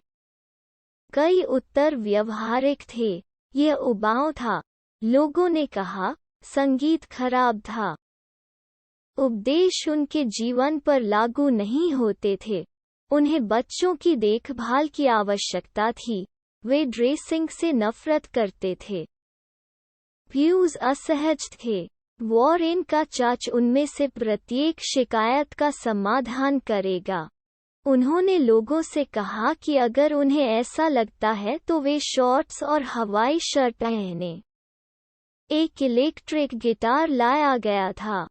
वॉरेन के उपदेश शुरू से ही व्यवहारिक विषयों पर केंद्रित थे, जैसे शीर्षकों के साथ how to handle discouragement, how to feel good about yourself, how to raise healthy families और कैसे तनाव में जीवित रहने के लिए। उनके पाठों को समझना आसान था, वास्तविक दैनिक समस्याओं पर ध्यान केंद्रित किया गया था, और जैसे ही पैरिशियन चर्च छोड़ गए थे, उन्हें लागू किया जा सकता था। यह काम करने लगा। वॉरेन ने प्रार्थना सभाओं के लिए सेवाओं और कार्यालय भवनों के लिए स्कूल सभागार किराए पर लिया। मंडली ने 50 सदस्यों को मारा, फिर 100, फिर एक वर्ष से भी कम समय में 200। वॉरेन सप्ताह के 7 दिन 18 घंटे काम कर रहा था। मंडलियों के फोन कॉल का जवाब दे रहा था। प्रमुख कक्षाएं, विवाह परामर्श देने के लिए अपने घरों में आ रहा था, और अपने खाली समय में चर्च के बढ़ते आकार को समायोजित करने के लिए हमेशा नए स्थानों की तलाश में था। दिसंबर के मध्य में एक रविवार, वॉरेन प्रचार करने के लिए खड़ा हुआ। 11 बजे सेवा। वो हल्का हल्का महसूस कर रहा था, चक्कर आ रहा था। उसने पोडियम पकड़ लिया और बोलना शुरू कर दिया, लेकिन पेज पर शब्द धुंधले थे। वो गिरने लगा। उसने खुद को पकड़ लिया और सहायक पादरी को, उसका एकमात्र कर्मचारी, व्याख्यान लेने के लिए प्रेरित किया। मुझे क्षमा करें, दोस्तों, वॉरेन ने दर्शकों से कहा। मुझे बैठना होगा। वर्षों से वो चिंता के हमलों और कभी-कभी उदासी के मुकाबलों से पीड़ित था, जो दोस्तों ने उसे बताया था कि वो हल्के अवसाद की तरह लग रहा था। लेकिन इसने पहले कभी इतना बुरा नहीं मारा था। अगले दिन वॉरेन और उसका परिवार एरिज़ोना जाने लगा, जहां उसकी पत्नी के परिवार का एक घर था। धीरे धीरे वो स्वस्थ हो गया। कुछ दिनों में वो 12 घंटे सोता था और फिर रेगिस्तान में टहलता था, प्रार्थना करता था। यह समझने की कोशिश करता था कि ये आतंक हमले हर उस चीज़ को पूर्ववत करने की धमकी क्यों दे रहे थे जिसे बनाने के लिए उसने इतनी मेहनत की थी। लगभग 1 महीना बीत गया जब वो चर्च से दूर रहा। उसकी उदासी एक पूर्ण अवसाद बन गई। जो उसने पहले अनुभव किया था उससे कहीं अधिक गहरा था। वो निश्चित नहीं था कि क्या वो कभी स्वस्थ होकर वापस लौट पाएगा। वॉरेन एक पास्टर के रूप में उपयुक्त होने के कारण एपिफेनी के लिए प्रवण व्यक्ति है। वे तब घटित हुए थे जब उन्हें मैकगवर्न के बारे में पत्रिका का लेख और टेक्सास के पुस्तकालय में मिला था। रेगिस्तान से गुजरते हुए एक और मारा। आप लोगों के निर्माण पर ध्यान केंद्रित करते हैं, यहोवा ने उससे कहा, और मैं कलीसिया बनाऊंगा। हालांकि उनके पिछले कुछ खुलासे के विपरीत इसने अचानक से रास्ता साफ नहीं किया। वॉरेन महीनों तक अवसाद से जूझते रहे और फिर जीवन भर पीरियड्स के दौरान उस दिन, हालांकि उसने 2 निर्णय लिए। वो वापस सैडलबैक जाएगा और वो यह पता लगाएगा कि चर्च को चलाने के लिए कम काम कैसे किया जाए। जब वॉरेन सैडलबैक लौटे तो उन्होंने कुछ महीने पहले शुरू किए गए एक छोटे से प्रयोग का विस्तार करने का फैसला किया, जिससे उन्हें उम्मीद थी कि चर्च का प्रबंधन करना आसान हो जाएगा। वो कभी निश्चित नहीं था कि वो करेगा। बाइबल अध्ययन के लिए आने वाले प्रत्येक व्यक्ति को समायोजित करने के लिए पर्याप्त कक्षाएं हैं। इसलिए उसने चर्च के कुछ सदस्यों को अपने घरों के अंदर कक्षाओं की मेजबानी करने के लिए कहा था। वो चिंतित था कि लोग उचित चर्च कक्षा के बजाय किसी के घर जाने की शिकायत कर सकते हैं, लेकिन मंडलियों ने इससे प्यार किया। उन्होंने कहा, छोटे समूहों ने उन्हें अपने पड़ोसियों से मिलने का मौका दिया। इसलिए अपनी छुट्टी से लौटने के बाद वॉरेन ने प्रत्येक सैडलबैक सदस्य को एक छोटे समूह को सौंपा जो हर हफ्ते मिलते थे। यह उनके अब तक के सबसे महत्वपूर्ण निर्णयों में से एक था, क्योंकि इसने चर्च की भागीदारी को एक निर्णय से एक आदत में बदल दिया जो पहले से मौजूद सामाजिक आग्रह और पैटर्न पर आधारित थी। अब जब लोग सैडलबैक में आते हैं और सप्ताहांत पर विशाल भीड़ देखते हैं, तो वे सोचते हैं कि यह हमारी सफलता है, वॉरेन ने मुझे बताया। लेकिन यह सिर्फ हिमशैल का सिरा है। इस चर्च का 75% उन छोटे समूहों के अंदर सप्ताह के दौरान होता है। मंडली और छोटे समूह एक दो मुक्के की तरह हैं। आपके पास यह याद दिलाने के लिए बड़ी भीड़ है कि आप पहली बार में ऐसा क्यों कर रहे हैं, और करीबी दोस्तों का एक छोटा समूह आपको विश्वासयोग्य होने पर ध्यान केंद्रित करने में मदद करने के लिए है। साथ में वे गोंद की तरह हैं। अब हमारे पास 5000 से अधिक छोटे समूह हैं। यह एकमात्र चीज है जो एक चर्च को इस आकार के प्रबंधनीय बनाती है। नहीं तो मैं अपने आप को मौत के घाट उतारने के लिए काम करता। और 95% मंडली को वो ध्यान कभी नहीं मिलता जिसकी तलाश में वे यहाँ आए थे। इसे साकार किए बिना वॉरेन ने कुछ मायनों में उस संरचना को दोहराया है जिसने मोंटगोमरी बस बहिष्कार को प्रेरित किया, हालांकि उसने इसे उल्टा किया है। वो बहिष्कार उन लोगों के बीच शुरू हुआ जो रोजा पार्क्स को जानते थे, और जब समुदाय के कमजोर संबंधों ने भागीदारी को मजबूर किया तो यह एक बड़े पैमाने पर विरोध बन गया। सैडलबैक चर्च में यह दूसरी तरह से काम करता है। लोग समुदाय की भावना और एक मंडली द्वारा प्रदान किए जाने वाले कमजोर संबंधों से आकर्षित होते हैं। फिर एक बार अंदर जाने के बाद उन्हें पड़ोसियों के एक छोटे समूह में धकेल दिया जाता है, एक पेट्री डिश।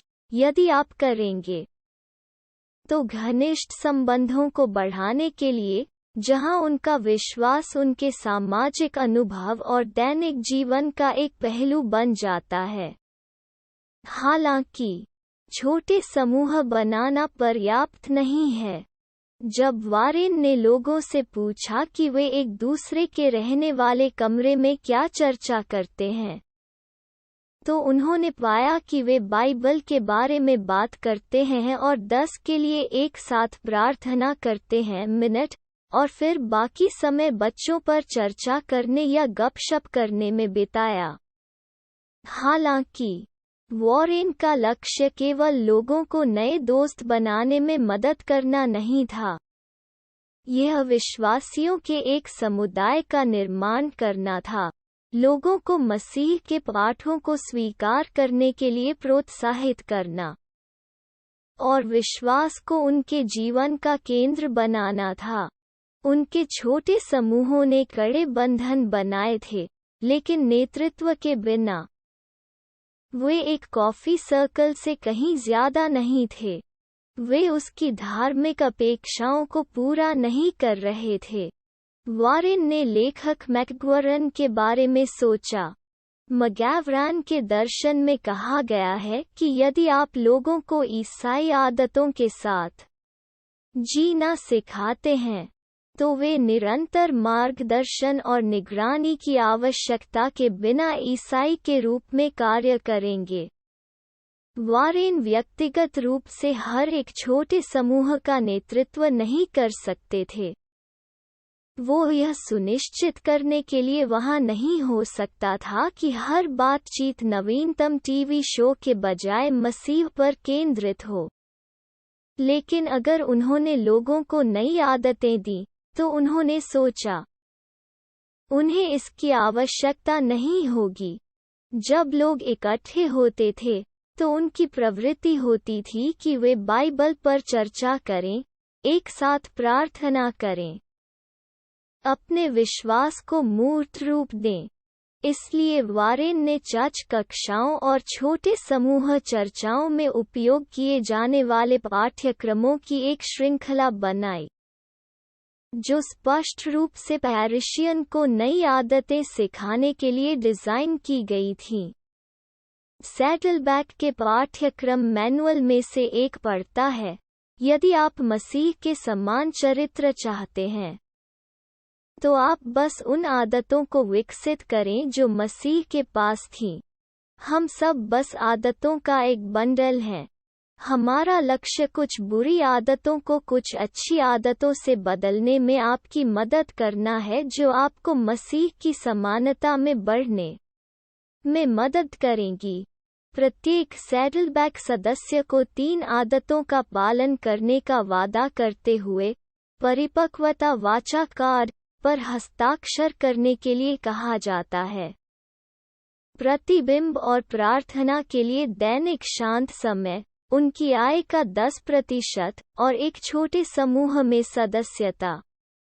सभी को नई आदतें देना चर्च का फोकस बन गया है। एक बार जब हम ऐसा कर लेते हैं, तो आध्यात्मिक विकास की जिम्मेदारी अब मेरे पास नहीं है, यह आपके साथ है। हमने आपको एक नुस्खा दिया है, वारेन ने मुझे बताया। हमें आपका मार्गदर्शन करने की आवश्यकता नहीं है, क्योंकि आप स्वयं का मार्गदर्शन कर रहे हैं। ये आदतें एक नई आत्म पहचान बन जाती हैं, और उस समय हमें बस आपका समर्थन करने और आपके रास्ते से हटने की ज़रूरत है। वारेन की अंतर्दृष्टि यह थी कि वो अपने चर्च का विस्तार उसी तरह कर सकता है जैसे मार्टिन लूथर किंग ने बहिष्कार को बढ़ाया। मजबूत और कमजोर संबंधों के संयोजन पर भरोसा करके। अपने चर्च को एक आंदोलन में बदलना। हालांकि इसे 20,000 पैरिशियन और हजारों अन्य पादरियों तक फैलाना कुछ और की आवश्यकता थी, कुछ ऐसा जो इसे आत्मस्थायी बना दे। वारेन को लोगों को उन आदतों को सिखाने की जरूरत थी जो उन्हें अपने संबंधों के कारण नहीं, बल्कि इसलिए कि वे कौन हैं, ईमानदारी से जीने के लिए प्रेरित करते हैं। यह तीसरा पहलू है कि सामाजिक आदतें किस प्रकार आंदोलनों को संचालित करती हैं, एक विचार को एक समुदाय से आगे बढ़ने के लिए। इसे आत्म प्रेरक बनना चाहिए, और इसे हासिल करने का सबसे पक्का तरीका है लोगों को नई आदतें देना जो उन्हें यह पता लगाने में मदद करें कि उन्हें खुद कहाँ जाना है। जैसे जैसे बस बहिष्कार कुछ दिनों से एक सप्ताह में, और फिर 1 महीने, और फिर 2 महीने में प्रतिबद्धता का विस्तार हुआ, मोंटगोमरी के अश्वेत समुदाय का पतन शुरू हो गया। पुलिस आयुक्त ने एक अध्यादेश का हवाला देते हुए कहा कि टैक्सी कैब को न्यूनतम किराया वसूलने की आवश्यकता है। उन्होंने उन कैबियों को गिरफ्तार करने की धमकी दी जिन्होंने अश्वेतों को छूट पर काम करने के लिए भेजा था। बहिष्कार के नेताओं ने कारपूल में भाग लेने के लिए 200 स्वयंसेवकों को साइन करके जवाब दिया। पुलिस ने कारपूल मीटिंग स्पॉट पर टिकट जारी करना और लोगों को परेशान करना शुरू कर दिया। वाहन चालक बाहर निकलने लगे। बाद में राजा ने लिखा, सवारी पकड़ना और अधिक कठिन हो गया। शिकायतें बढ़ने लगीं। सुबह से देर रात तक मेरे टेलीफोन की घंटी बजी और मेरे दरवाजे की घंटी यदा कदा ही शांत रहती थी। मुझे नीग्रो समुदाय की संघर्ष जारी रखने की क्षमता पर संदेह होने लगा था। एक रात, जब राजा अपने चर्च में प्रचार कर रहा था, एक अश्व एक अत्यावश्यक संदेश के साथ भागा। राजा के घर में एक बम फट गया था, जबकि उसकी पत्नी और नवजात बेटी अंदर थे। राजा घर पहुंचे और कई 100 अश्वेतों के साथ साथ मेयर और पुलिस प्रमुख की भीड़ ने उनका स्वागत किया। उनके परिवार को कोई चोट नहीं आई थी, लेकिन उनके घर के सामने के शीशे टूट गए थे और उनके बरामदे में एक गड्ढा था। अगर बम फटने के समय घर के सामने के कमरों में कोई होता तो उनकी जान जा सकती थी। जैसे ही राजा ने नुकसान का सर्वेक्षण किया, अधिक से अधिक अश्वेतों का आगमन हुआ। पुलिसकर्मियों ने भीड़ को तितर-बितर करने के लिए कहना शुरू कर दिया। किसी ने धक्का दिया, सिपाही एक बोतल हवा में उड़ गई। पुलिसकर्मियों में से एक ने लाठीचार्ज किया। पुलिस प्रमुख, जिन्होंने महीनों पहले नस्लवादी श्वेत नागरिक परिषद के लिए सार्वजनिक रूप से अपना समर्थन घोषित किया था, ने राजा को एक तरफ खींच लिया और उसे कुछ करने के लिए कहा, कुछ भी करने के लिए, दंगा को रोकने के लिए। राजा अपने बरामदे में चला गया। कुछ भी घिनौना मत करो, वो भीड़ से चिल्लाया। अपने हथियार मत लो। जो तलवार से जीवित रहेगा वो तलवार से नाश होगा। भीड़ अभी भी बढ़ती गई। हमें अपने गोरे भाइयों से प्यार करना चाहिए, चाहे वे हमारे साथ कुछ भी करें, राजा ने कहा। हमें उन्हें बताना चाहिए कि हम उनसे प्यार करते हैं। यीशु अब भी उन शब्दों में पुकारते हैं जो सदियों से प्रतिध्वनित होते हैं, अपने शत्रुओं से प्रेम रखो। उन्हें आशीर्वाद दो जो तुम्हें शाप देते हैं। उनके लिए प्रार्थना करें कि वे आपका उपयोग करते रहें। यह अहिंसा का संदेश था कि राजा हफ्तों से लगातार प्रचार कर रहे थे। इसका विषय जो गांधी और यीशु के उपदेशों के लेखन पर आधारित था। कई मायनों में एक तर्क श्रोताओं ने इस संदर्भ में पहले नहीं सुना था। अहिंसक सक्रियता के लिए एक दलील, अपने हमलावरों के लिए अत्यधिक प्यार और क्षमा, और एक वादा कि यह होगा जीत लाओ। वर्षों से नागरिक अधिकार आंदोलन को लड़ाई और संघर्ष की भाषा में ढालकर जिंदा रखा गया था। ऐसी प्रतियोगिताएं और असफलताएं थीं, जीत और हार, जिसके लिए सभी को लड़ाई के लिए फिर से प्रतिबद्ध होना पड़ा। राजा ने लोगों को एक नया लेंस दिया। यह एक युद्ध नहीं था, उन्होंने कहा। यह एक आलिंगन था, उतना ही महत्वपूर्ण। राजा ने बहिष्कार को एक नई और अलग रोशनी में रखा। यह केवल बसों में समानता के बारे में नहीं था, राजा ने कहा। यह परमेश्वर की योजना का हिस्सा था। वही नियति जिसने भारत में ब्रिटिश उपनिवेशवाद और संयुक्त राज्य अमेरिका में दासता को समाप्त कर दिया था, और जिसने मसीह को क्रूस पर मरने के लिए प्रेरित किया था ताकि वो हमारे पापों को दूर कर सके। सदियों पहले शुरू हुए आंदोलन में यह सबसे नया चरण था, और इस तरह इसे नई प्रतिक्रियाओं, विभिन्न रणनीतियों और व्यवहारों की आवश्यकता थी। दूसरे गाल की पेशकश करने के लिए प्रतिभागियों की जरूरत थी। राजा जिन नई आदतों के बारे में प्रचार कर रहा था, उन्हें अपनाकर लोग अपनी निष्ठा दिखा सकते थे। हमें नफरत से प्यार से मिलना चाहिए, राजा ने भीड़ से उस रात को कहा। बमबारी, अगर मुझे रोका गया तो हमारा काम नहीं रुकेगा, क्योंकि हम जो कर रहे हैं वो सही है।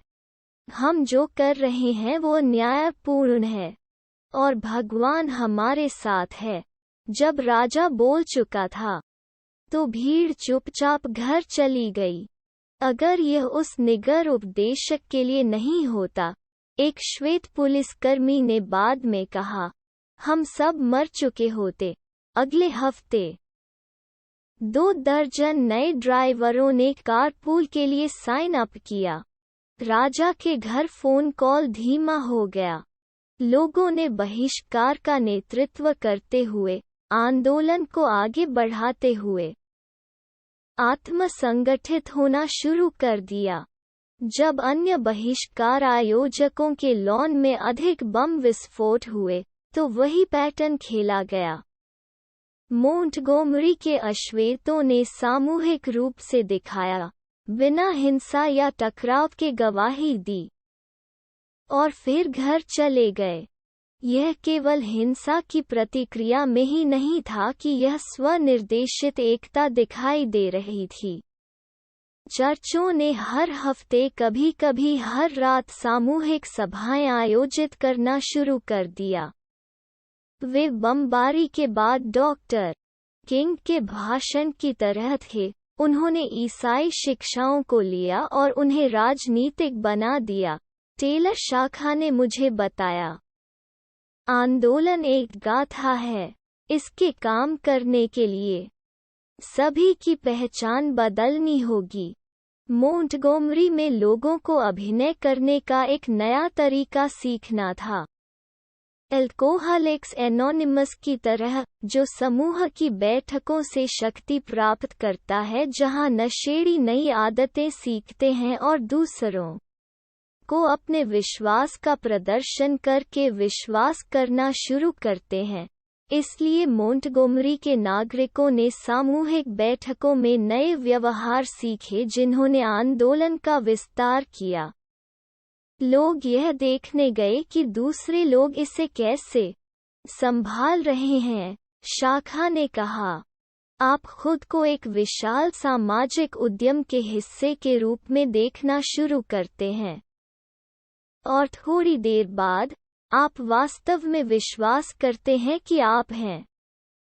जब मोंटगोमरी पुलिस ने बहिष्कार शुरू होने के 3 महीने बाद इसे रोकने के लिए सामूहिक गिरफ्तारी का सहारा लिया, तो समुदाय ने उत्पीड़न को गले लगा लिया। जब एक भव्य जूरी द्वारा 90 लोगों को अभियोग लगाया गया, तो उनमें से लगभग सभी गिरफ्तारी के लिए खुद को पेश करने के लिए अदालत में पहुंचे। कुछ लोग शेरिफ के कार्यालय में यह देखने के लिए गए कि क्या उनके नाम सूची में हैं, और जब वे नहीं थे तो निराश थे। राजा ने बाद में लिखा, एक बार डरे हुए लोगों को बदल दिया गया था। भविष्य के वर्षों में जैसे जैसे आंदोलन फैलता गया और हत्याओं और हमलों, गिरफ्तारी और मारपीट की लहरें उठीं, प्रदर्शनकारी वापस लड़ने, पीछे हटने या रणनीति का उपयोग करने के बजाय, जो कि मोंटगोमरी के कार्यकर्ता मुख्य आधार थे, बस अपनी जमीन पर खड़े थे और श्वेत रक्षकों से कहा कि जब उनकी घृणा समाप्त हो जाएगी तो वे उन्हें क्षमा करने के लिए तैयार हैं। किंग ने लिखा, आंदोलन को रोकने के बजाय विपक्ष की रणनीति ने इसे और अधिक गति देने और हमें एक साथ लाने का काम किया। उन्होंने सोचा कि वे एक ऐसे समूह के साथ काम कर रहे हैं जिसे काजोल किया जा सकता है या वो करने के लिए मजबूर किया जा सकता है जो श्वेत व्यक्ति उन्हें करना चाहता था। उन्हें इस बात की जानकारी नहीं थी कि वे उन नीग्रो के साथ व्यवहार कर रहे हैं जिन्हें भय से मुक्त कर दिया गया था। बेशक कई और जटिल कारण हैं कि मोंटगोमरी बस बहिष्कार सफल क्यों हुआ और यह एक आंदोलन के लिए चिंगारी क्यों बन गया जो पूरे दक्षिण में फैल गया।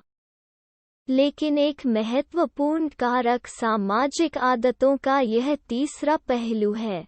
राजा के दर्शन के भीतर एम्बेडेड नए व्यवहारों का एक समूह था जिसने प्रतिभागियों को अनुयायियों से स्वनिर्देशक नेताओं में परिवर्तित कर दिया। ये आदतें नहीं हैं जैसा कि हम परंपरागत रूप से इनके बारे में सोचते हैं।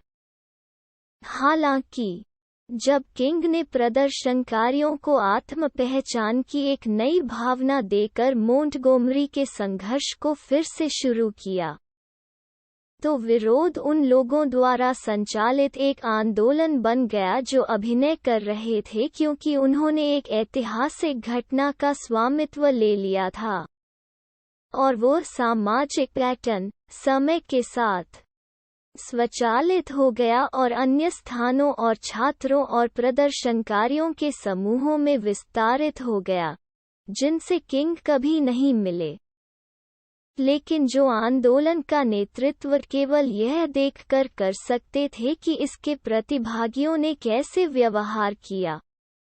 5 जून 1956 को संघीय न्यायाधीशों के एक पैनल ने फैसला सुनाया कि मोंटगोमरी के बस अलगाव कानून ने संविधान का उल्लंघन किया है। शहर ने यूएस सुप्रीम कोर्ट में अपील की और 17 दिसंबर को पार्क्स की गिरफ्तारी के 1 साल से अधिक समय बाद उच्चतम न्यायालय ने अंतिम अपील को खारिज कर दिया। 3 दिन बाद शहर के अधिकारियों को मिला आदेश, बसों को जोड़ना है। अगली सुबह 5:55 बजे King, E D Nixon, Ralph Abernathy और अन्य 12 महीनों से अधिक समय में पहली बार सिटी बस में चढ़े और सामने बैठे। मुझे विश्वास है कि आप रिवरेंड किंग हैं, है ना? सफेद से पूछा चालक। हाँ, मैं हूँ। आज सुबह हम आपको पाकर बहुत खुश हैं, ड्राइवर ने कहा। बाद में एनएएसीपी अटॉर्नी और भविष्य के सुप्रीम कोर्ट के जस्टिस थरगूड मार्शल ने दावा किया कि बहिष्कार का मोंटगोमरी में बस अलगाव को समाप्त करने से बहुत कम लेना देना था। यह सर्वोच्च न्यायालय था। किसी भी पक्ष द्वारा समर्पण नहीं, जिसने कानून को बदल दिया। वो सब कुछ नहीं के लिए चल रहा है, मार्शल ने कहा। जब तक सभी काम और बहिष्कार की चिंता के बिना अदालतों के माध्यम से बस का मामला चल रहा था, तब तक वे इंतजार कर सकते थे। हालांकि मार्शल एक महत्वपूर्ण मामले में गलत था। मोंटगोमरी बस बहिष्कार ने सामाजिक आदतों के एक नए सेट को जन्म देने में मदद की जो जल्दी से ग्रीन्सबोरो, उत्तरी कैरोलिना में फैल गई, सेमा, अल्बामा और लिटिल रॉक, अरकांसस। नागरिक अधिकार आंदोलन सिट इन और शांतिपूर्ण प्रदर्शनों की लहर बन गया। यहाँ तक प्रतिभागियों को हिंसक रूप से पीटा गया। 1960 के दशक की शुरुआत तक यह फ्लोरिडा, कैलिफोर्निया, वाशिंगटन डीसी और कांग्रेस के हॉल में स्थानांतरित हो गया था।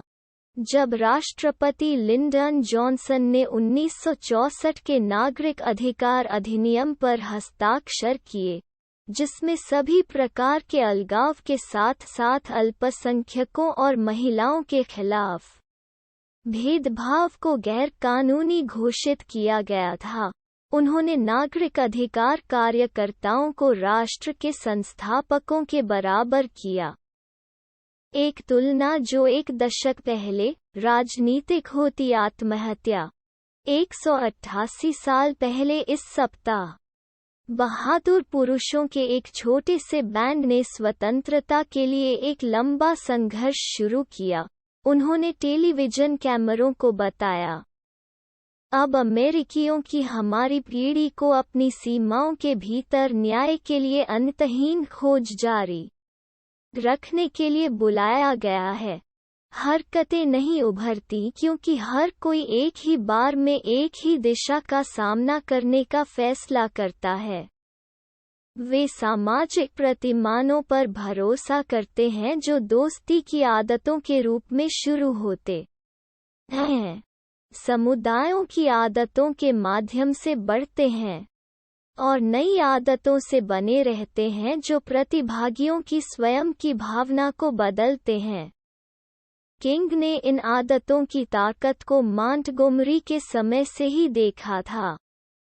मैं केवल सावधानी के एक शब्द दिए बिना बंद नहीं कर सकता, उन्होंने उस रात खचाखच भरे चर्च से कहा, जिस रात उन्होंने बहिष्कार का आह्वान किया था। उनके सामने अभी भी लगभग एक दशक का विरोध था, लेकिन अंत निकट था। जैसे ही हम बसों में वापस जाते हैं, हम एक दुश्मन को एक में बदलने के लिए पर्याप्त प्यार करते हैं, दोस्त। हमें अब विरोध से सुलह की ओर बढ़ना चाहिए। इस समर्पण के साथ हम मनुष्य की अमानवीयता की अंधकार में और उजाड़ मध्यरात्रि से स्वतंत्रता और न्याय के उज्ज्वल और चमकदार दिन तक उभरने में सक्षम होंगे।